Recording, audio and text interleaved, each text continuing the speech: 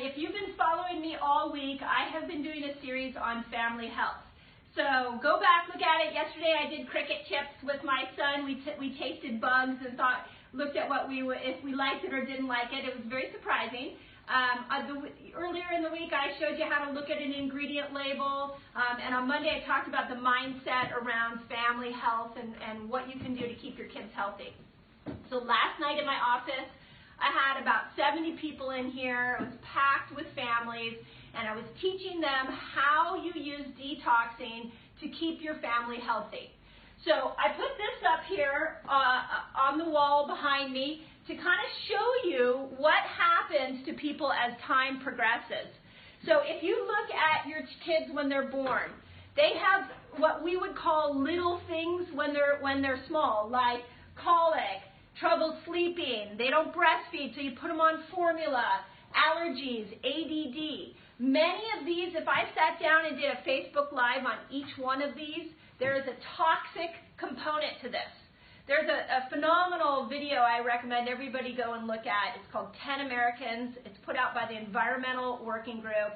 And what they're finding is that our kids are being born right now with over 300 chemicals in them already when they're born. So when you start off life and you already have signs that there's some toxic issues growing, if you try to solve these with medications, and this is not a discussion about doing it with medication or not, but if you solve these with more toxins, often they start to launch into bigger problems. So they get into middle school, they become teenagers, and what was an allergy, asthma, or an ADD problem as a child, if you don't handle their toxic load, it continues into bigger things. It turns into anxiety, it turns into chronic colds, it turns into repetitive sports injuries. If you don't handle the toxic load there, then it launches them into their adult years, and now you've got thyroid problems, you've got somebody who can't lose weight, infertility.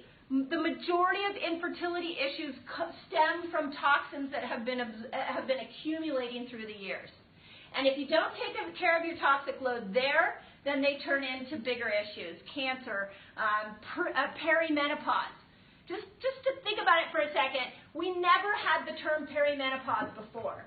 And now we've come up with perimenopause and we've come up with pre-dementia. Those are two new terms for showing that at younger ages, these toxins are starting to destroy us. So, big concept, wanted you to see that. Second thing, this is what happens to your body when you have to deal with toxins. And this is an example I did last night, and people loved it. It was really fun. So go ahead, throw me a ball. When you get one toxin, like let's say you're born by C-section. If you're not familiar, born by C-section, you miss out on good probiotics. The body has to adapt. Then you get another toxin. Let's say your kid gets an infection and you have to go on antibiotics, and your body adapts. Then you get another toxin, and now let's say it's you have to repetitive vaccines, an appointment at the doctor's where you're getting a whole series of vaccines, and they have chemicals in them. Your body has to adapt to that. Then your kid starts to eat food, and you're not doing non-GMO food, so then you have to adapt to the chemicals in food. Then your kid starts to eat food on his own and starts going for sugary drinks, and then they end up with upset stomachs, and so you end up putting them on more antibiotics, and then they sit with tablets, and they're on their phones and their tablets all the time. Then they fall down. Then we've got car accidents. And the whole time, your kid's trying to adapt to that. Then they go to school, they got a heavy backpack. Keep them coming. Then, next thing you know, they're in another car accident. Then they get another round of antibiotics. Then they're eating more crappy food, and they're sitting more. And now they've got social stress. No, keep it coming. I need you. They've got social stress. I feel like I should get the bucket. Nope, you're good. Keep going. And keep going. Keep throwing them at me. I got it. And then they've got more and more stress that gets to keep going. Gets thrown at them. Okay. So the example I used last night is this is what's happening to your body. So when you're not adapting, when your body is getting overloaded, what you've got to do is come up with a way to take these toxins off the body. How do you get rid of them? How do you start to release that? If you do get the toxins off, you start to pull these things out. What happens is now your kid has a stressful event, and they can handle it. And then you pull that toxin off, and you pull another toxin off. They have another stressful event. The body can adapt.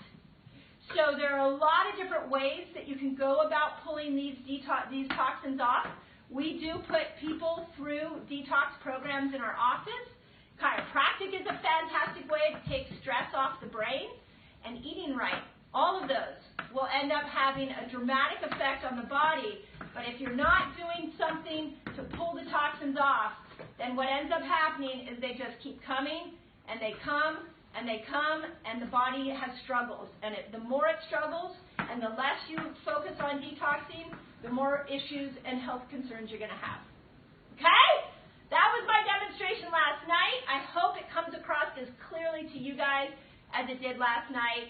I'd love to know what you're doing for detoxing. If you have a detox program, leave it in the comments. Keep coming. I wrote in the Reset Factor, I did a whole 45-day reset and a 15-day detox. It's a great program to do.